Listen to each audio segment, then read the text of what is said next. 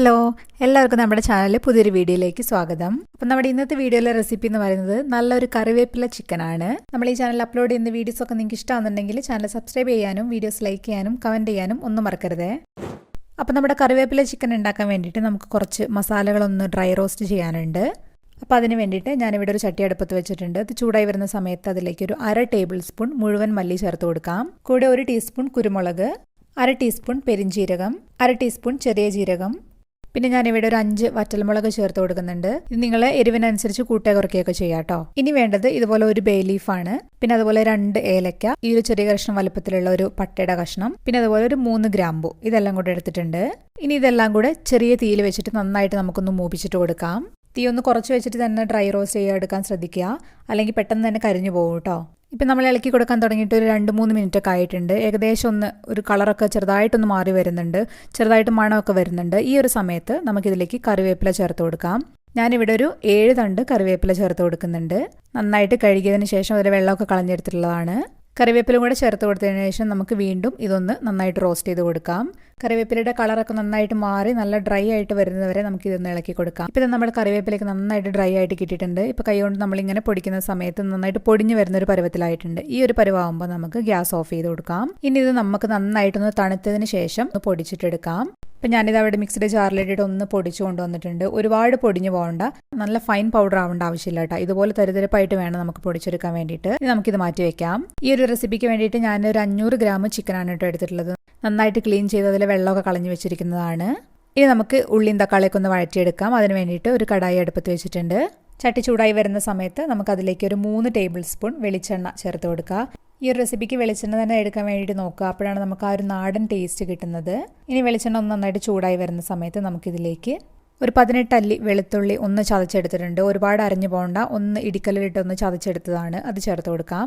കൂടെ തന്നെ ഒരു ചെറിയ കഷ്ണം ഇഞ്ചിയും കൂടെ ചേർത്ത് കൊടുക്കാം, അതും ചതച്ചെടുത്തിട്ടുള്ളതാണ്. വെളുത്തുള്ളിയാണ് ഞാനിവിടെ കുറച്ച് കൂടുതൽ എടുത്തിട്ടുള്ളത്, ഇഞ്ചി അത്രയും വേണ്ട കേട്ടോ. ഇനി ഇഞ്ചിയും വെളുത്തുള്ളി നമുക്ക് ലോ ഫ്ലെയിമിൽ വെച്ചതിന് ശേഷം ഒന്ന് വഴറ്റി കൊടുക്കാം. ഒരു 1 മിനിറ്റ് ഒക്കെ നന്നായിട്ടൊന്ന് വഴറ്റി കൊടുത്തതിന് ശേഷം നമുക്കിതിലേക്ക് കറിവേപ്പില ചേർത്ത് കൊടുക്കാം.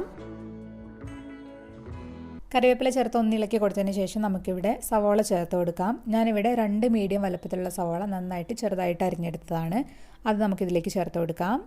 സവാളയുടെ കൂടെ തന്നെ നമുക്ക് 1 ടീസ്പൂൺ ഉപ്പും കൂടെ ചേർത്ത് കൊടുക്കാം. ഇനി നമുക്ക് സവാള നന്നായിട്ടൊന്ന് വഴണ്ടി കിട്ടുന്നവരെ ഒന്ന് ഇളക്കി കൊടുക്കാം. ഒരുപാട് ബ്രൗൺ കളറൊന്നും ആവേണ്ട ആവശ്യമില്ല, ഒന്ന് ചെറുതായിട്ടൊന്ന് വാടി കിട്ടിയാൽ മതി കേട്ടോ. ഇപ്പോൾ ഇത് നമ്മുടെ സവാളയുടെ കളറൊക്കെ അത്യാവശ്യം ചെറുതായിട്ടൊന്ന് മാറി വരുന്നുണ്ട്. ഈ ഒരു സമയത്ത് നമുക്കിതിലേക്ക് തക്കാളി ചേർത്ത് കൊടുക്കാം. ഞാനിവിടെ ഒരു വലിയ തക്കാളി ഇതുപോലെ ചെറുതായിട്ട് അരിഞ്ഞ് തന്നെയാണ്, അത് ചേർത്ത് കൊടുക്കാം. നമുക്ക് തക്കാളി ചേർത്ത് കൊടുത്തതിന് ശേഷം വീണ്ടും നമുക്ക് ഇളക്കി കൊടുക്കാം. തക്കാളി നന്നായിട്ടൊരു സോഫ്റ്റായി കിട്ടുന്നവരെ നമുക്ക് ഇളക്കി കൊടുക്കാം. ഇപ്പോൾ ഇതാ നമ്മൾ ചേർത്ത് കൊടുത്തിട്ടുള്ള തക്കാളിയൊക്കെ നന്നായിട്ട് സോഫ്റ്റായിട്ട് വന്നിട്ടുണ്ട്. ഈ ഒരു സമയത്ത് നമുക്കിതിലേക്ക് മഞ്ഞൾപ്പൊടി ചേർത്ത് കൊടുക്കാം. ഞാനിവിടെ ഒരു 1/4 ടീസ്പൂൺ മഞ്ഞൾപ്പൊടി ചേർത്ത് കൊടുക്കുന്നുണ്ട്. വേറെ പൊടികളൊന്നും നമ്മൾ ചേർക്കുന്നില്ല, കാരണം നമ്മൾ നേരത്തെ ഡ്രൈ റോസ്റ്റ് ചെയ്ത് വെച്ചിട്ടുള്ള മല്ലിയും അതുപോലെ മുളകൊക്കെ അതിൽ തന്നെ ഉണ്ട്. അതുകൊണ്ട് വേറെ എക്സ്ട്രാ പൊടികളൊന്നും നമ്മൾക്കിപ്പോൾ ചേർക്കേണ്ട ആവശ്യമില്ല. ഇനി നമ്മുടെ മഞ്ഞൾപ്പൊടിയുടെ പച്ചമണമൊക്കെ ഒന്ന് മാറിയതിന് ശേഷം നമ്മൾ ക്ലീൻ ചെയ്ത് വെച്ചിട്ടുള്ള ചിക്കൻ ചേർത്ത് കൊടുക്കുകയാണ്. ഇനി ഇതെല്ലാം കൂടെ നന്നായിട്ടൊന്ന് ഇളക്കി യോജിപ്പിച്ച് കൊടുക്കാം. നമുക്ക് ഉള്ളിയും തക്കാളിയൊക്കെ ചിക്കൻ്റെ എല്ലാ ഭാഗത്തും ഒന്നും ആവുന്ന രീതിയിൽ നന്നായിട്ടൊന്ന് ഇളക്കി കൊടുക്കാം. ഇനി നമുക്ക് നേരത്തെ നമ്മൾ പൊടിച്ച് മാറ്റി വെച്ചിട്ടുള്ള നമ്മുടെ മസാല ഉണ്ടല്ലോ, അത് ഇതിലേക്ക് ചേർത്ത് കൊടുക്കാം.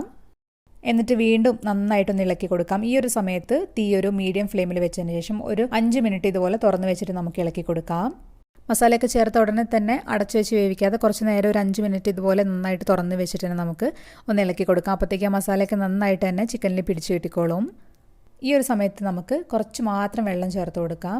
കൈകൊണ്ട് ചെറുതായിട്ടൊന്നും ഇങ്ങനെ കുടഞ്ഞു കൊടുക്കുന്നേ ഉള്ളൂ, അടിയിൽ പിടിക്കാതിരിക്കാൻ വേണ്ടി മാത്രം. ഒരുപാട് വെള്ളം ചേർക്കണ്ട കേട്ടോ. ഇതൊരു ഡ്രൈ റോസ്റ്റ് ആയിട്ടാണ് നമ്മൾ ചെയ്തെടുക്കുന്നത്, അപ്പോൾ ഒരുപാട് വെള്ളം ചേർക്കേണ്ട ആവശ്യമില്ല. ഇപ്പോൾ നമ്മൾ അടച്ചു വെച്ചിട്ട് ഒരു 10 മിനിറ്റ് ഒക്കെ ആയിട്ടുണ്ട്. ഇപ്പോൾ നമ്മൾ തുറന്ന് നോക്കുന്ന സമയത്ത് ഇതുപോലെ ചിക്കനൊക്കെ അത്യാവശ്യം നന്നായിട്ട് വെള്ളം ഇറങ്ങി വന്നിട്ടുണ്ട്. ഒന്ന് നന്നായിട്ടൊന്ന് ഇളക്കിയിട്ട് കൊടുക്കാം നമുക്ക്. എന്നിട്ട് വീണ്ടും നമുക്ക് അടപ്പടച്ച് വെച്ചിട്ട് ചിക്കൻ വെന്ത് കിട്ടുന്നത് വരെ ഒന്ന് വേവിച്ചിട്ടെടുക്കാം. ഇപ്പോൾ നമ്മളിത് അവിടെ തുറന്ന് നോക്കുന്ന സമയത്ത് നമ്മുടെ ചിക്കൻ നന്നായിട്ട് റെഡി ആയിട്ട് വന്നിട്ടുണ്ട്. നന്നായിട്ട് കളറൊക്കെ മാറി നല്ല ഡാർക്ക് കളറായിട്ട് വന്നിട്ടുണ്ട്. തീ ഒരു ഹൈ ഫ്ലെയിമിൽ വെച്ചതിന് ശേഷം 1 മിനിറ്റും കൂടെ നമുക്ക് നന്നായിട്ട് ഇതുപോലെ ഒന്ന് എക്സ്ട്രാ വെള്ളമൊക്കെ ഉണ്ടെന്നുണ്ടെങ്കിൽ ഒന്ന് ഡ്രൈ ആക്കിയിട്ട് എടുക്കാം. ഇനി അവസാനമായിട്ട് നമുക്കിതിലേക്ക് കുറച്ച് കറിവേപ്പില കൂടെ ചേർത്ത് ഇളക്കി കൊടുത്താൽ നമ്മൾ സൂപ്പർ ടേസ്റ്റി ആയിട്ടുള്ള കറിവേപ്പില ചിക്കൻ റെഡി ആയിട്ടുണ്ട്.